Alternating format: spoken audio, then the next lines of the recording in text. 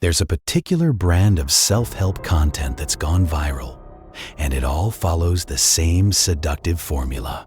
Dramatic narration over dark visuals, promises of forbidden knowledge, and a central thesis that sounds empowering at first, but reveals itself as deeply toxic when you examine it closely. The message is always some version of this. You've been bleeding power your entire life by giving people your attention, your explanations, your emotional responses. You need to learn the art of ignoring people, of strategic withdrawal, of becoming emotionally untouchable. They'll tell you this is Machiavellian wisdom, that this is how powerful men operate, that mastering indifference will make you sovereign and free. And I need you to understand something in the next 15 minutes. This framework isn't creating powerful, sovereign individuals. It's creating emotionally stunted, relationally incompetent people who mistake avoidance for strength, who confuse emotional shutdown for discipline, and who are systematically destroying their capacity for the kind of genuine human connection that actually creates influence, meaning, and sustainable success in the real world. I know this because I tried living this way. I practiced strategic silence, trained myself toward indifference, treated my attention like precious currency that I needed to withhold from unworthy people.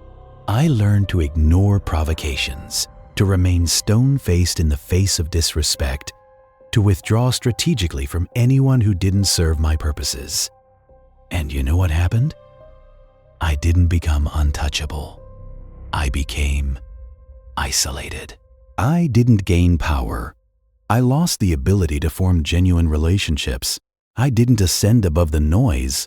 I just became someone nobody wanted to be around because being around me felt cold, calculating, and fundamentally unsafe. So before you commit to becoming untouchable, before you start treating every human interaction as a chess game where caring less equals winning, I need to show you what this philosophy actually does to your psychology, your relationships, and your ability to build anything meaningful in the world.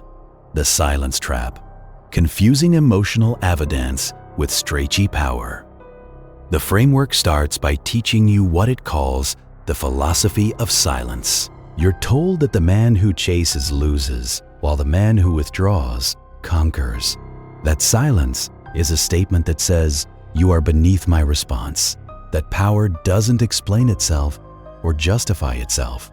It simply exists, and the world adjusts to it. This sounds profound until you realize what it's actually teaching you to do. It's teaching you that anytime you feel the need to respond, explain, or engage, that's weakness. Anytime you want to defend yourself against criticism or address a misunderstanding, that's being insecure. Anytime you care enough about a relationship to work through conflict, that's giving away your power. So what do you do instead? You cultivate silence. You withdraw. You become emotionally unreachable. And you tell yourself this is strategic mastery. But here's what's actually happening. You're not developing strategic communication skills or learning when engagement is productive versus when it's a waste of energy.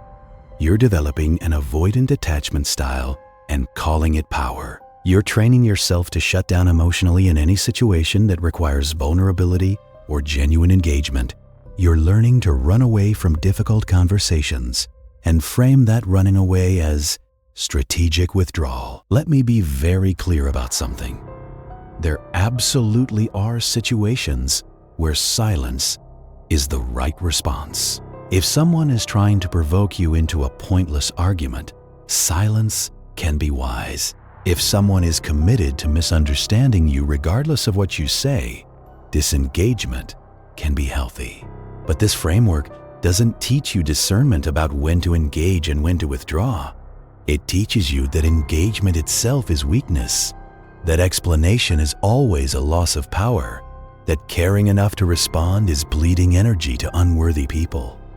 The result is that you become someone who can't have difficult conversations, can't work through conflict, can't explain your thinking or defend your decisions, can't engage authentically with criticism.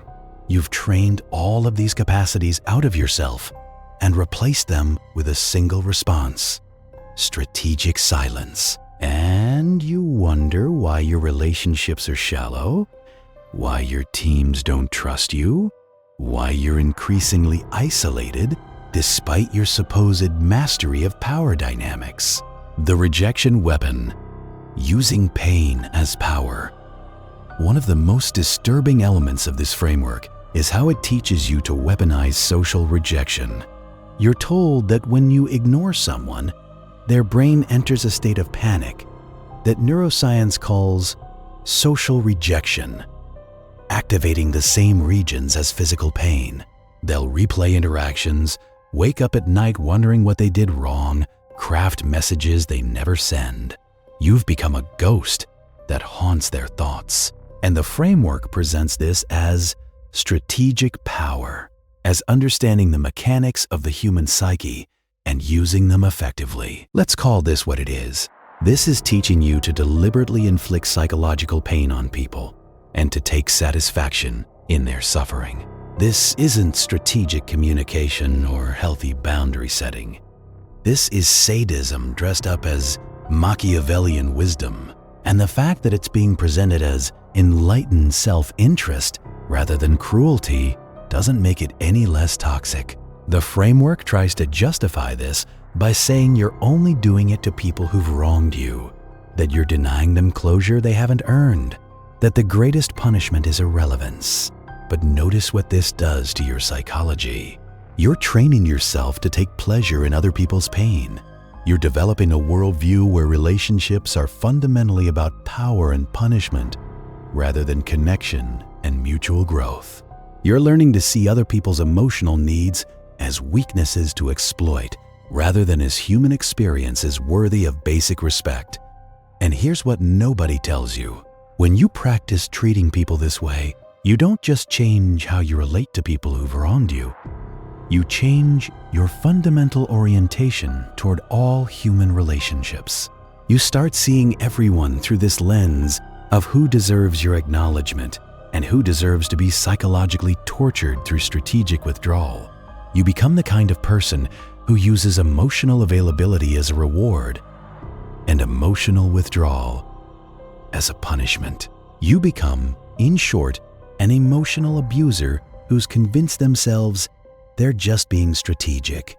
The most successful people I know don't weaponize social rejection. They address conflicts directly and then move on. They set clear boundaries and enforce them consistently. They don't play psychological games designed to make other people suffer. They certainly don't take satisfaction in causing people to wake up at night, replaying interactions and questioning their worth, because they understand that genuine power doesn't come from the ability to hurt people emotionally. It comes from the ability to build things, solve problems, and create value that makes people want to work with you. The indifference trap, training yourself into emptiness. The framework teaches you something it calls the discipline of indifference. You're told to train yourself to feel nothing, that this isn't about suppressing emotion, but about transcending it. You're supposed to practice letting provocations wash over you without reaction, to become stone, to master a state where external events cannot disturb your inner fortress. And you're told that the man who cannot control his reactions is a puppet, while the man who has mastered indifference is untouchable. This sounds like Stoic wisdom until you examine what it's actually teaching. The Stoics taught emotional regulation, the ability to feel emotions without being controlled by them, the capacity to respond thoughtfully rather than react impulsively. That's healthy emotional maturity. But this framework isn't teaching emotional regulation. It's teaching emotional shutdown. It's teaching you to train yourself not to feel rather than to feel skillfully. And there's a massive difference between these two approaches. Emotional regulation means you feel anger when someone disrespects you, but you choose how to respond based on what's productive, rather than just reacting from the emotion. You still have access to the emotion, you still experience it fully, You just don't let it dictate your behavior automatically. Emotional shutdown means you train yourself not to feel the anger at all, to look at disrespect like someone speaking a foreign language, to become so detached that insults and betrayals literally don't register emotionally. Here's what happens when you succeed at this training. You don't become powerful. You become alexithymic. That's the clinical term for inability to identify and describe emotions. You've literally trained yourself out of emotional awareness in pursuit of this fantasy of being untouchable. And emotional awareness isn't weakness, it's intelligence. Your emotions contain valuable information about your needs, your boundaries, your relationships. When you train yourself not to feel them, you're not transcending weakness. You're lobotomizing yourself. I've met men who've achieved this state of indifference they were pursuing. They genuinely don't react to provocations. They truly can witness betrayal without apparent emotion. They've mastered the stone face and the calm withdrawal. They're also deeply unhappy, profoundly disconnected from themselves and others, and completely unable to experience joy, love, passion, or any of the positive emotions that make life worth living. Because you can't selectively shut down negative emotions. When you train yourself toward general indifference, you lose access to the full spectrum of human experience. The chess game trap, turning relationships into competitions. The framework teaches you to see every human interaction as a chess game, where the greatest moves are often no moves at all, where the one who cares less holds the power, where the goal is to control the board with minimal effort while making others exhaust themselves. This transactional, competitive view of relationships is presented as sophisticated understanding of social dynamics. But think about what this does to your capacity for genuine connection. When you approach every interaction as a strategic game where you need to maintain advantage, you can't ever just be present with another person. Every conversation becomes a calculation. Every relationship gets evaluated in terms of who has more power. Every moment of caring becomes a potential vulnerability to be managed. The framework explicitly tells you that, in relationships, the one who cares less holds the power, and it presents this as reality rather than cynicism. But this isn't reality. This is a description of toxic, dysfunctional relationships being presented as if it's universal truth. In healthy relationships, both people care deeply, and that mutual care creates trust, intimacy, and partnership. The idea that someone has to care less to have power is only true in relationships built on manipulation and control, rather than genuine connection. When you internalize this chess game mentality, you start keeping score constantly. Who reached out first? Who apologized? Who made themselves more available? Who showed more vulnerability? And you're always trying to make sure you're on the winning side of these equations, always trying to care slightly less than the other person, always maintaining strategic distance. This is exhausting, it's inauthentic, and it ensures you'll never experience the kind of deep trust and intimacy that comes from mutual vulnerability and investment.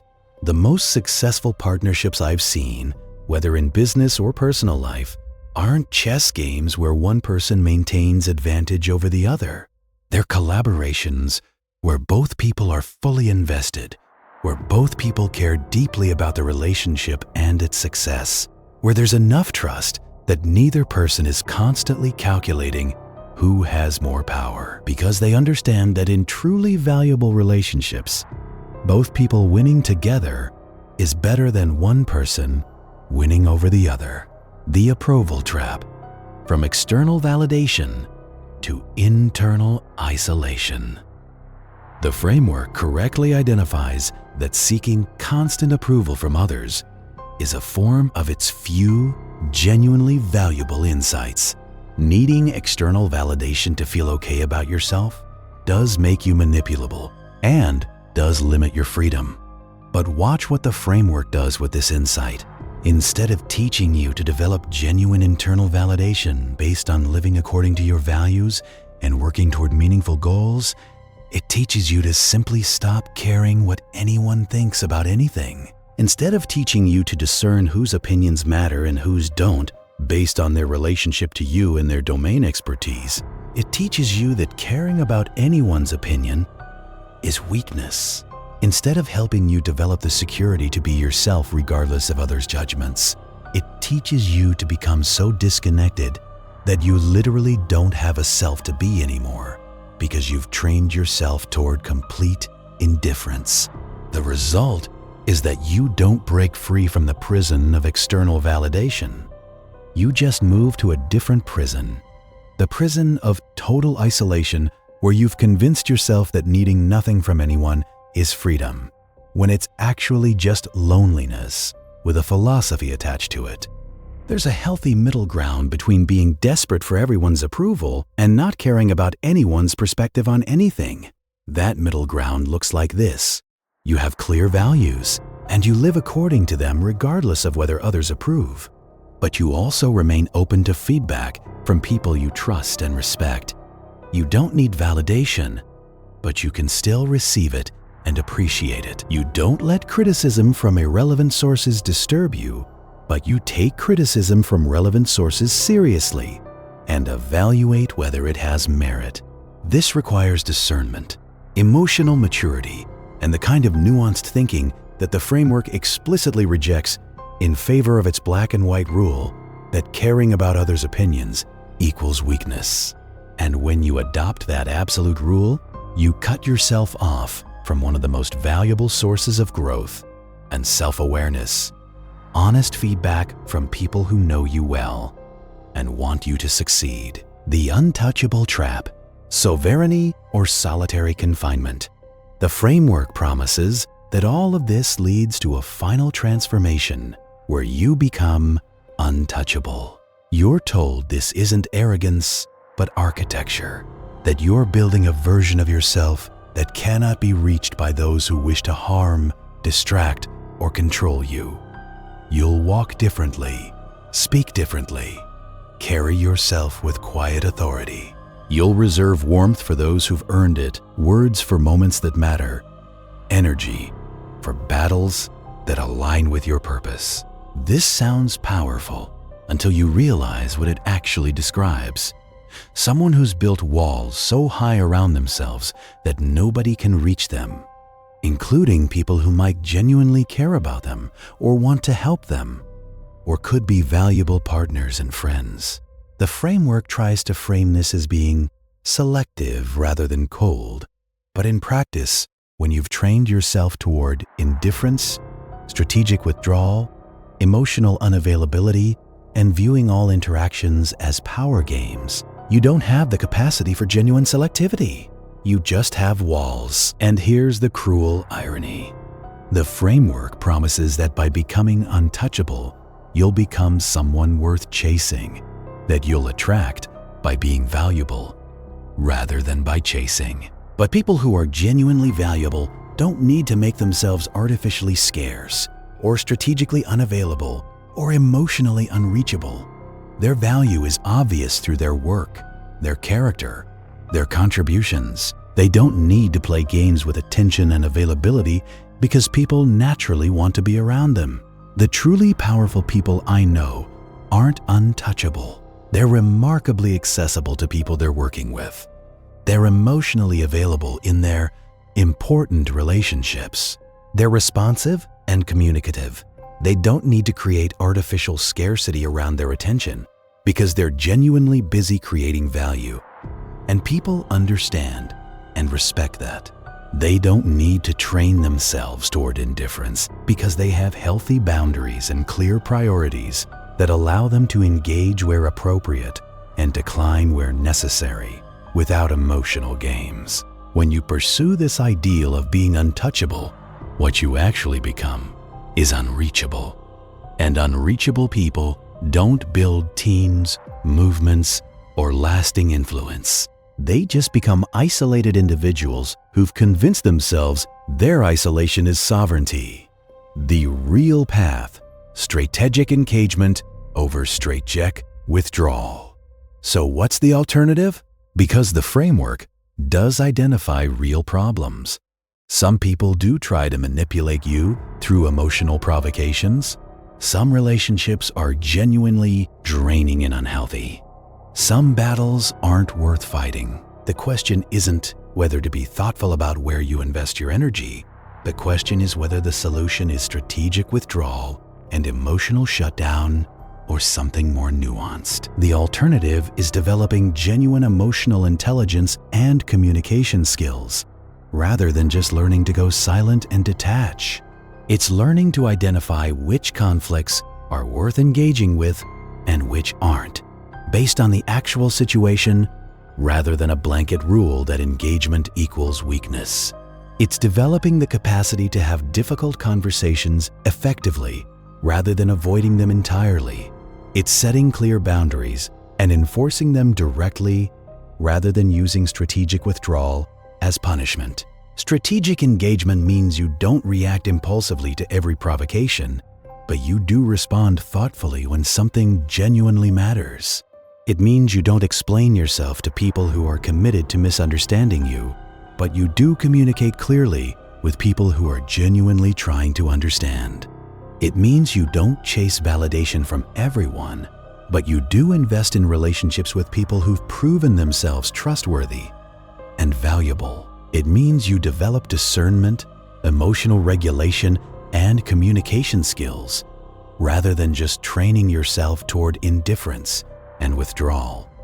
It means you can feel your emotions fully and still choose your responses wisely. It means you can care deeply about things and people while maintaining healthy boundaries. It means you can be both warm and boundaried, both caring and selective, both emotionally available and self-protective.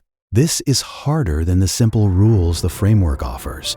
It requires ongoing judgment calls rather than blanket policies. It requires genuine emotional maturity rather than just emotional shutdown, but it's the only path that leads to meaningful relationships, genuine influence, and the kind of success that doesn't leave you isolated and empty at the top. Conclusion: the choice. The framework promises you power through becoming untouchable, but what it actually delivers is isolation through emotional shutdown. It promises sovereignty, but delivers solitary confinement. It promises strategic mastery, but delivers relational incompetence, because you can't build anything meaningful, can't lead teams, can't maintain partnerships, can't develop deep friendships, can't sustain intimate relationships when you've trained yourself that engagement is weakness, that caring is vulnerability to be avoided, that all human interactions are chess games to win rather than connections to nurture. The people who actually change the world, who build companies and movements and legacies that matter, they aren't untouchable. They're fully human. They feel things deeply. They care passionately about their work and the people around them. They engage in difficult conversations. They work through conflicts. They're emotionally available to their teams and partners and families. They don't need to make themselves artificially scarce or strategically withdrawn, because they're genuinely valuable and people naturally want to work with them. You have a choice. You can pursue this fantasy of becoming untouchable, of mastering indifference, of treating your attention like precious currency to be withheld, and you'll end up isolated, emotionally stunted, and surrounded only by people who are comfortable with your transactional approach because they're equally manipulative. Or you can develop genuine emotional intelligence, real communication skills, and the discernment to engage thoughtfully while maintaining healthy boundaries. The choice is yours. Choose wisely.